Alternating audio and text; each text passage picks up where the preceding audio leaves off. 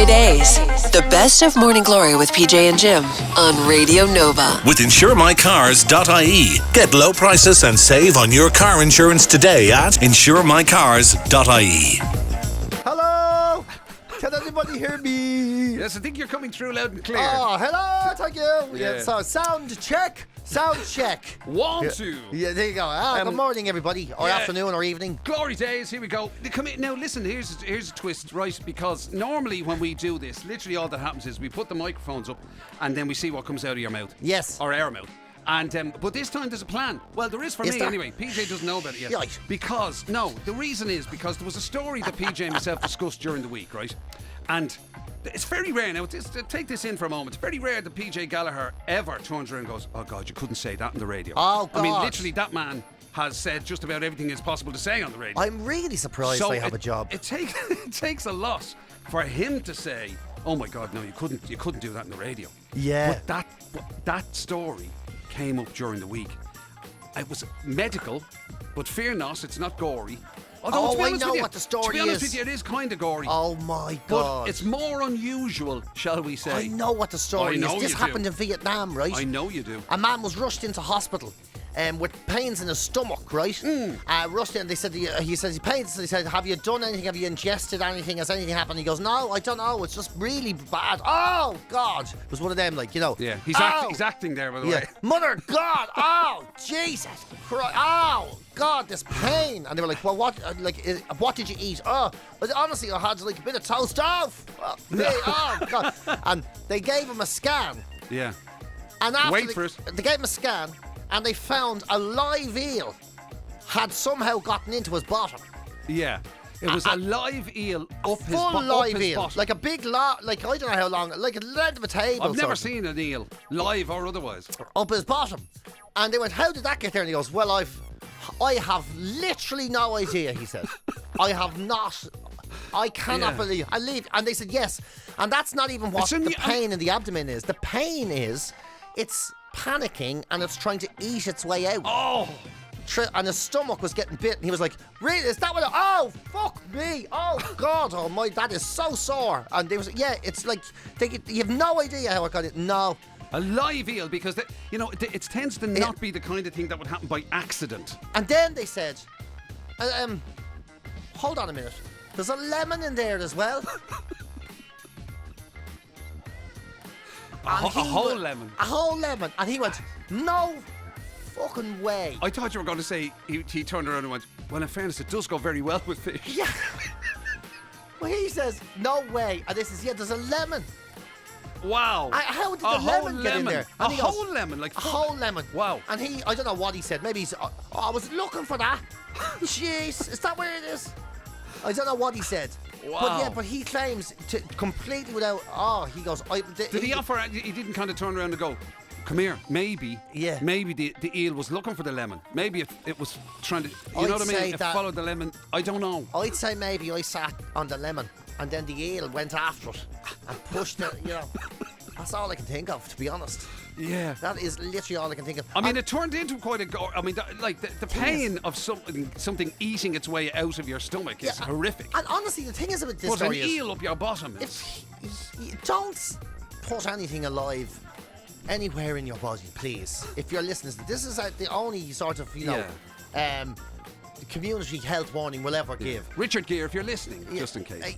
Allegedly, I know that was allegedly. You'd never do that, but I'm just saying. And these are the stories you just go, this can't be true. It can't be. And what he made, this is the Streisand effect. So the Streisand effect is the more you try and downplay something, the worse it gets. Right. You just let it go.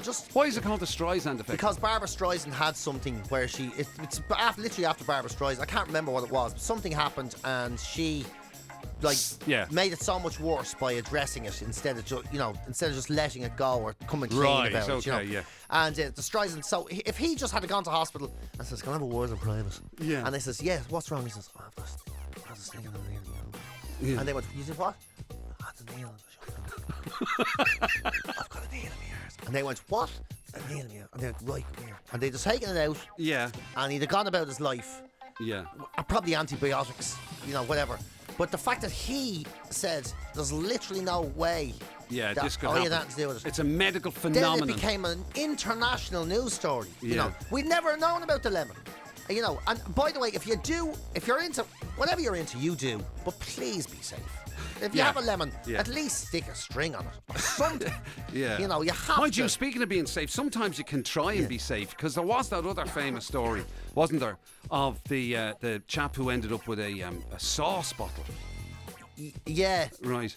And a lot. This happens a lot. I think Ricky Gervais tells the story, and he was, again, it was a hospital thing. They had to remove the sauce bottle, and your man's explanation was offered as that he had been shopping, and he'd locked himself out of his house, and he was trying to get in his window, and he fell backwards, and the sauce bottle that made its way into his bottom like that, he fell on it, which through his trousers and everything. To be fair, unusual, but potentially believable. Until they found that there was a condom on the sauce bottle.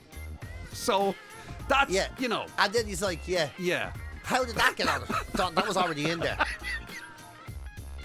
That's what I'd say. I'd say that was already in there. Right. That I always have one of them. Just in case. You never know. None of your fucking business. You know, that's what I'd say. None of your business. Just get it out.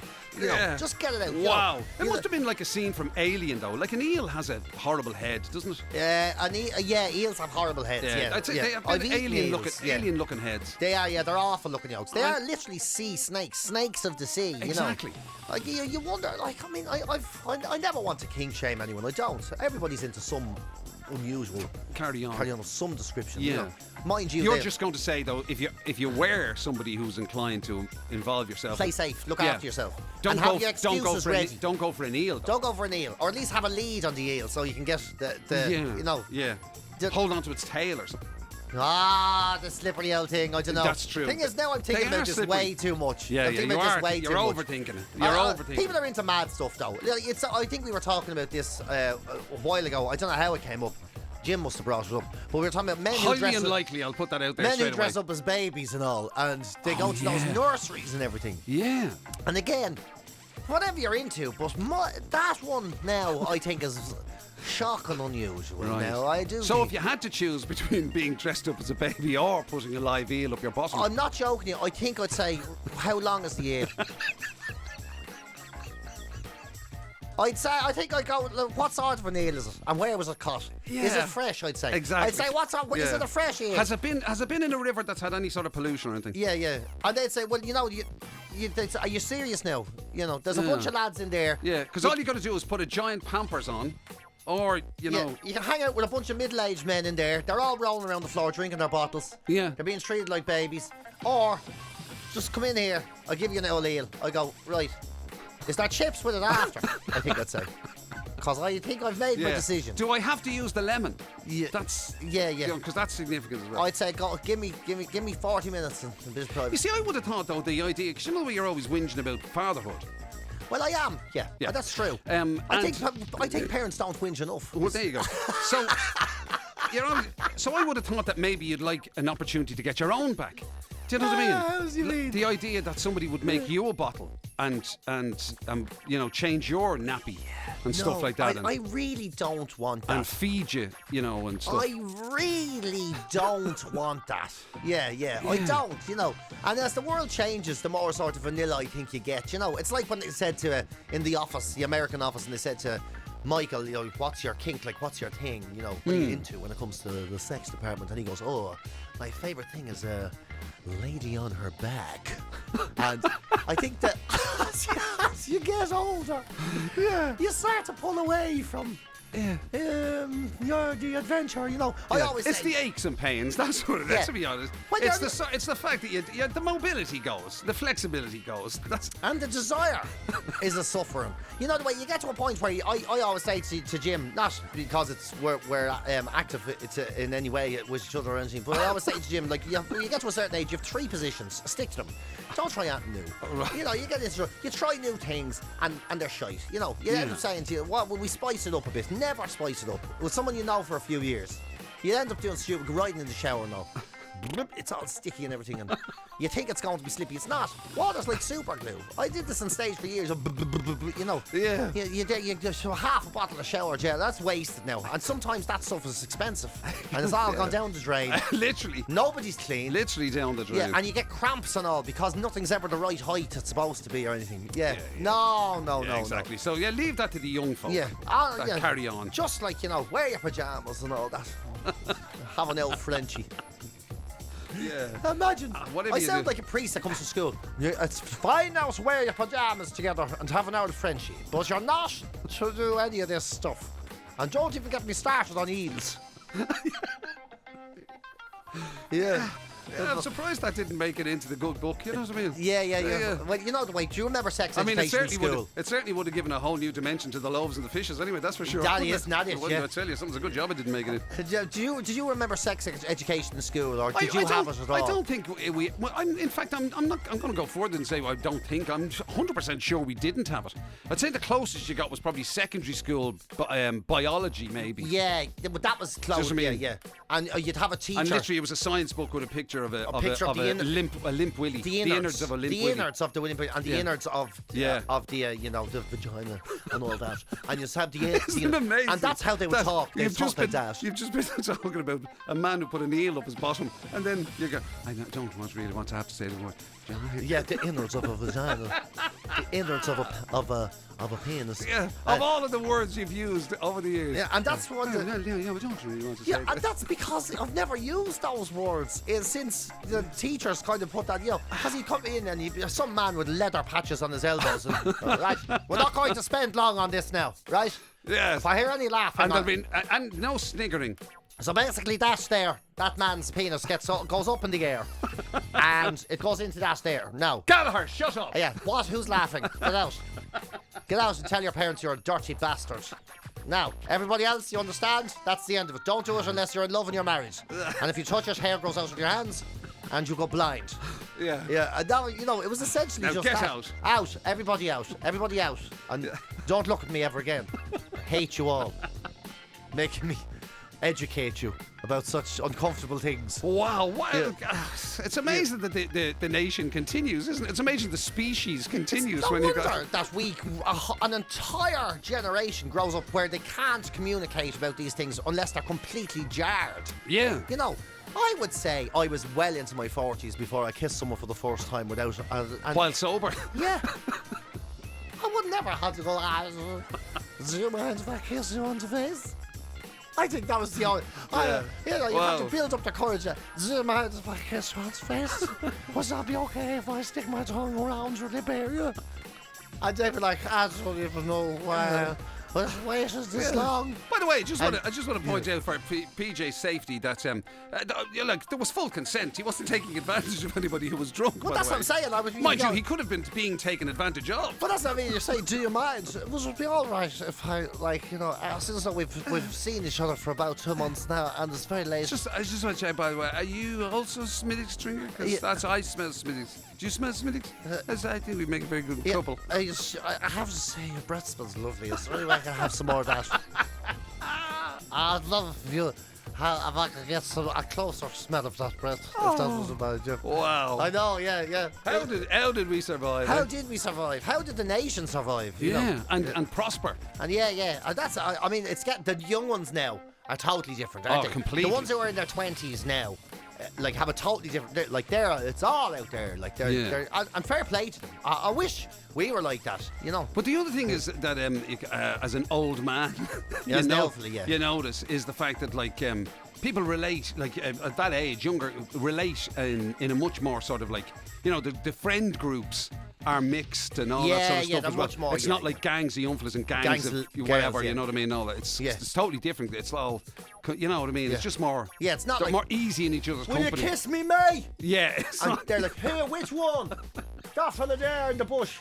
In the bush? Yeah. Oh, tell him to stand down in the bush. I want to see his face. Yeah.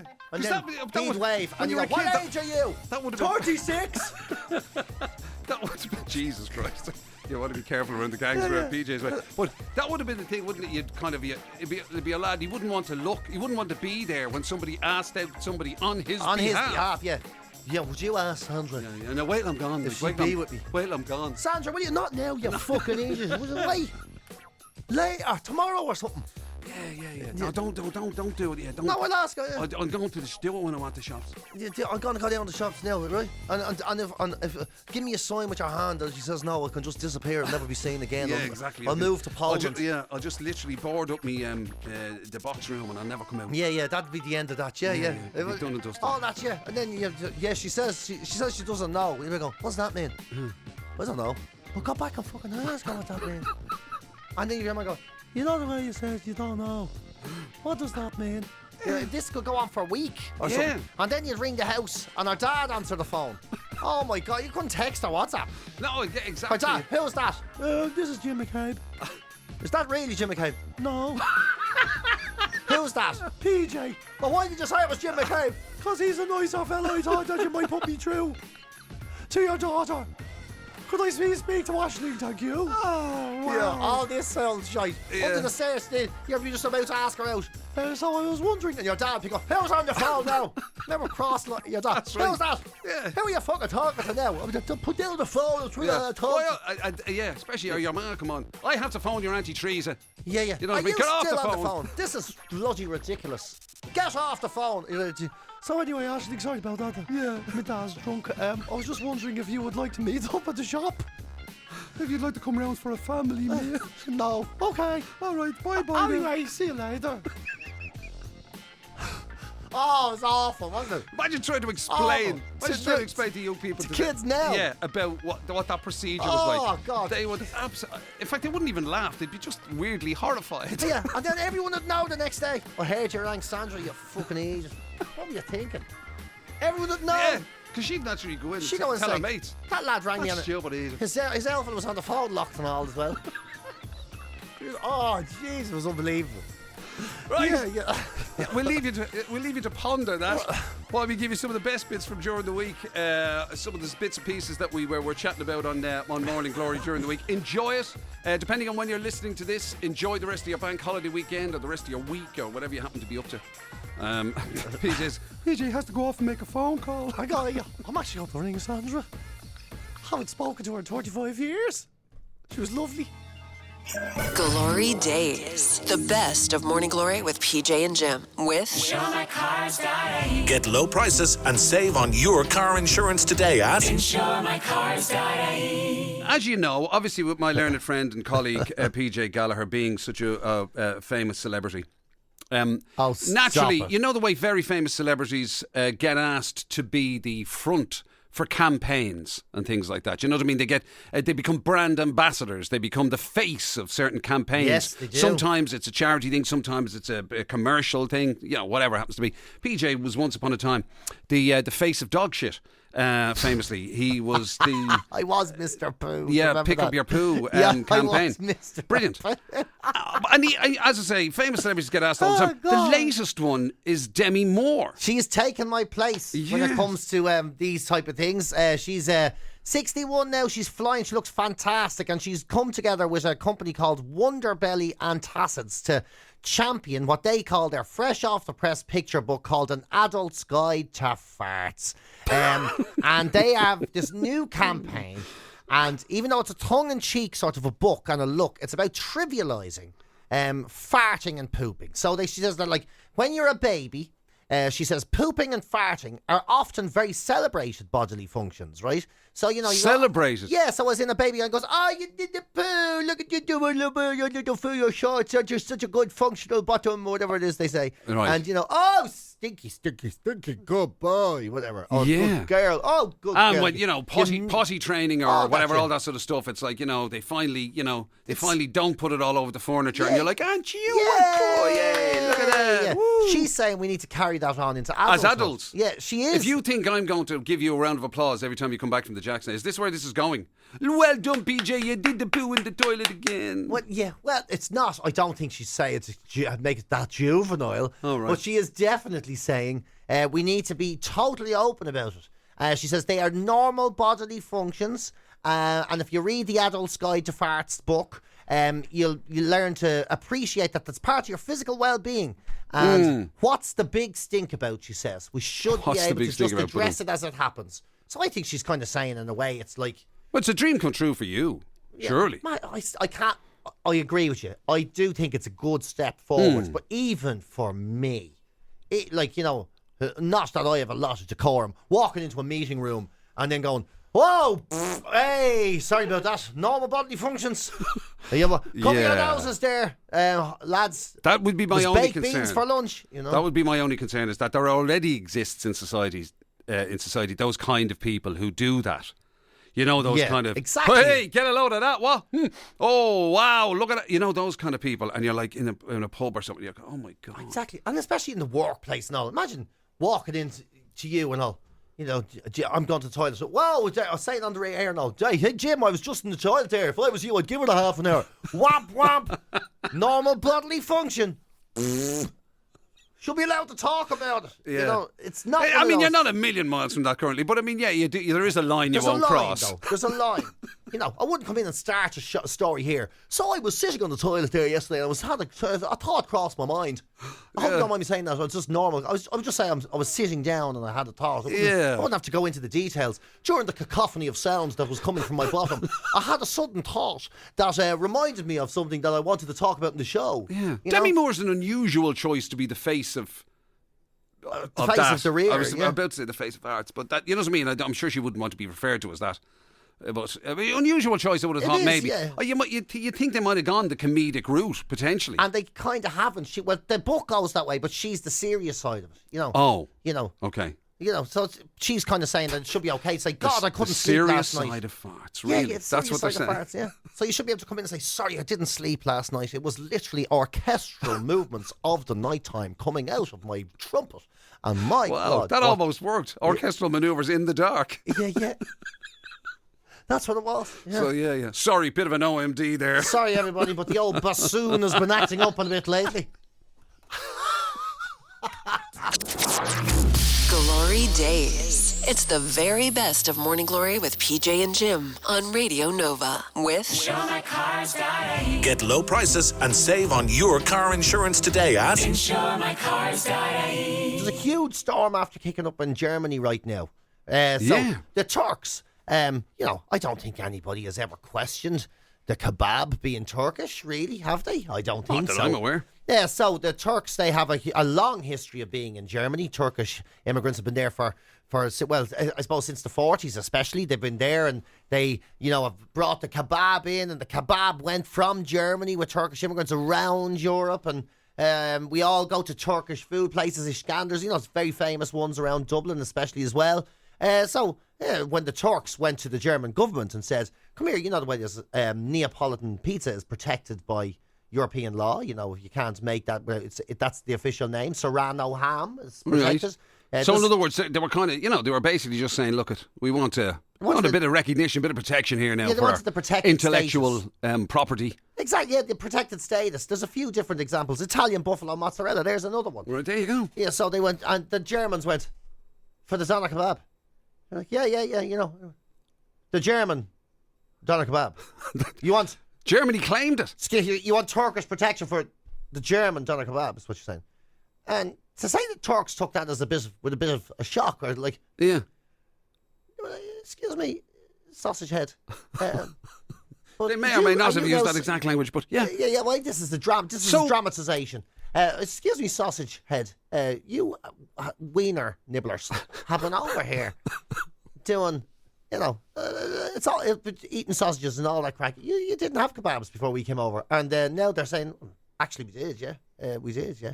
They're claiming that they invented the kebab before. So they're now saying that it was invented in Berlin. It was invented by Berlin in 1972. Now, I would say there's historical proof that doner kebabs have been in the Turkey and the Ottoman Empire long before 1972. I wouldn't think that's a very hard thing to prove. Right. And is there a differentiation between doner kebab and some other type of kebab? Well, there is. There's the shawarma, they're saying the argument seems to be, no, you had shawarma, all right, yeah, that was a thing, but the way you turned it vertical and all, that was Germans.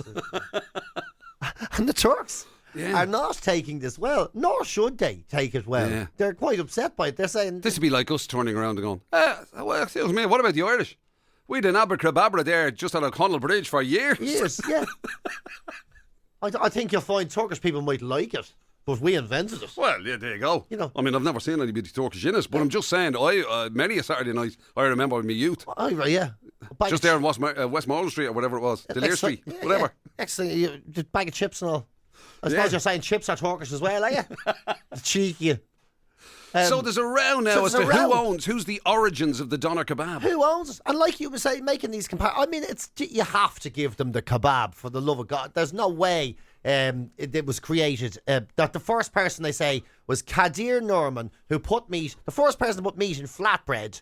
You know, the way it is served as a doner kebab today was a guy called Kadir Norman, 1972. He is the man who invented the version of the doner so loved in Germany. Therefore, sorry, Turkey. Even though you had sliced lamb stuck off a pole, put into your version of bread, our kebabs are the official ones. You're not getting it. Yeah. It seems ridiculous. Didn't we do a story like this the other day? Oh, yeah. It was when we were talking about those people who say, you know, they hear about an invention. And they just go, say it's them. Sure, I thought of that years ago. Yes, that's my thing.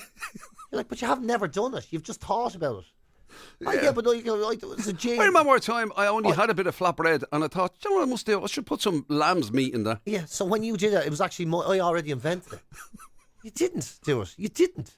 Yeah. It's ridiculous. Have a crazy. sausage and move on. Imagine some lad from Mullingar going over to London and all, asking for a cuddle and a pint to go, traditional dabbling, the dabbling cuddle invented in London. You'd be like, what are you talking about? Yeah.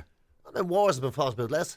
Absolutely, in proper order too. But now I'm just having a mad graw for the kebab. Me too, yeah. That's all I can think about. I actually don't know where I'm going with the story. All I know now is that I want a kebab and chips. GloryDaze, the best of Morning Glory with PJ and Jim. With Get low prices and save on your car insurance today at InsureMyCars.ie. And it is a terrible thing, you know, when somebody has such an inflated opinion of themselves, right? It is such a terrible thing, you know, that they're so into themselves, they think they're such a big deal that they think the world revolves around them. For example, yesterday I got a voice message, and it was from PJ's phone, but it was Kelly who was on the voice message to tell me a story that PJ Gallagher was out with his lovely Kelly, and I mean, all Kelly wanted to do was just enjoy a little drink in a fantastic pub, the Cobblestone. We were going for the cinema. We stopped off at one point before the cinema. Yeah. And then that moment happened. A moment where you realise the person you're with just thinks the whole world, they're the most famous person in the world, and the whole world just revolves around them. Would you like to put it into your own words? First of all, it's not as bad as it sounds. It is pretty bad. It's not great. I was chatting to Kelly in the pub. Yeah. You know, we were both sitting there and we were having a chat, and I saw from the corner of my eye the barman walking over to the table, and he had his hand out. Yeah. You know? He had his hand out as he walked over, and Kelly was talking. I says, "Give us a second there," and I stood up to shake the hand of the barman as he came over, and he picked up the glass, and I realised he wasn't coming to shake hands at all. And I had my hand out to him, and I went, "I'm so sorry. I thought you were coming over to shake my hand, say hello." And he went, "What?" I thought you were going to say hello. And he goes, "What?" And I went, "I thought we knew each other, or you knew me." And he goes, "No, I was getting your glass." And then it was a real awkward silence. He goes, "Congratulations on finishing your pint," he said, and he walked off. So just to be clear here, right? PJ Gallagher thought, he's recognised me. He knows who I am. He's recognised me. It's another fan. He's come over to shake my hand. You stood up to shake his hand, and all the guy wanted to do was his job and collect an empty glass. He picked up the glass and then looked at me standing there with my hand out. He was like, "Huh? Yo, hello, you." Hello, you. Yeah. And you thought the Cobblestone. I'm a bit of a big deal. Yeah. He probably wants to say hello to me. In of all places, the Cobblestone. This guy, music legends every night of the week. This guy was probably in his 20s or something, was he? He was half my age anyway. Yeah. Oh, really? So he nearly was in his 30s. Yeah. But and he had a Lankham t-shirt on, real cool band and all. No idea who you were. Not a Rashers, not a Riddlers. No idea. He must have thought this poor old man has confused me for his grandson. or something. What a great line. Well, congratulations on finishing your pint. And he cheers us up in the air. Well, congratulations on finishing your pint, he says. Isn't it just goes to show, ladies and gentlemen, isn't it a terrible thing when somebody thinks that the whole world just revolves around them and they are just, it's shocking. It's a shocking thing. I actually can't say on the radio what Kelly said because she was mortified. I'm not surprised. She was there, you absolute what? GloryDaze. It's the very best of Morning Glory with PJ and Jim on Radio Nova with InsureMyCars.ie. Get low prices and save on your car insurance today at InsureMyCars.ie. I have to say, I'll never not be impressed by the optimism of men. I will say that. You know? Yeah. As goes to, they asked women, what do you want to do when you retire? And women was, more than a third of women anyway, which was like the most frequent answer was, I just can't wait to spend more time with the children, especially the grandchildren. You know, they want to. I love the grandchildren. It's all the fun, none of the hard work. You know, I live for them for the visits and getting to do it all and watching the family grow. And that was the most given answer by women. Wow. And a lot of lads, same amount of lads says, I can't wait because we'll be at home all day and we'll be able to be in the nude and everything. Now this is post-retirement now. Post-retirement. Yeah. Oh, it'll be great to be able. Can't wait till I don't have to be clocking in the morning so I can clock in at home, if you get what I'm saying. The old indoor camping. Men, men talking about retirement, the benefits of retirement. Yeah. You're saying the vast majority of them. No, it's actually a minority, but it was the most given answer. You know what I mean? So you're talking like a third of men were saying, oh yeah, when I'm retired, woo, I better start doing me stretches now. For when I'm retired. I assume that third was the third that were planning on some form of early retirement. Were they? Well, this is it. I would have thought that men thinking about themselves later in life would realise it might not be the best opportunity to be. Well, not only does the mind not want it as much, neither does the body. You know, things start to. Are you serious? I swear to God, that's what they're saying. Yeah. So women are like much more realistic expectations from the women, I have to say. Because I would have thought enjoying time spent with the best with your extended families. I would have thought that the men thing would have been literally, okay, obviously just the not working, Yeah. But I would have thought maybe their hobbies. You would have thought like, whatever they were into, their fishing, their golf, their, whatever, their classic cars, Yeah. But you're saying that lads. No, you're right. As well. You're right to there's say that the optimism of lads. The optimism is incredible, isn't it? Yeah. The only thing stopping me being an absolute stud is time. Oh, go for it, yeah. And bear in mind the average age of retirement is 66. That's the average age. Yeah. Right? It's getting higher, unfortunately, all the time. So higher. So by the time, you're knocking on the door now. But by the time I get to it, it'll extend. It'll probably be 70. And there's still lads going, when I'm 70, I've got plans. Right. Bam, bam, bam. Yeah. They see it as like their version of what used to be a Club 1830 holiday. That's what they say. I'll tell you something, I'll be unstoppable once I hit 70. Whoa, lock up your much older ladies. I'll be like Eddie too. Hands or whatever. You won't be able to stop me. Yeah. That's a mad thing. Yeah. So can you imagine? The disparity is incredible, isn't it? And they also say that when it comes to retirement, there's like 49% of men are really looking forward to it. So half, basically. Yeah. It's essentially half of men. Whereas only a third of women are welcoming the idea of not working at all. Only a third of women. And of course they're not looking forward to it. If every time they go out through the door... That's the same third of women who are married to the third of men who are looking forward. It's funny the way it adds up, isn't it? Every time you go through, he's there with his pants off going, guess who just retired 6 months ago? Oh, my God. You've been listening to GloryDaze, the best of Radio Nova's Morning Glory with PJ and Jim. Catch the show live weekdays 6 to 10 on FM, online at nova.ie, or on the Nova app. With InsureMyCars.ie. Get low prices and save on your car insurance today at InsureMyCars.ie.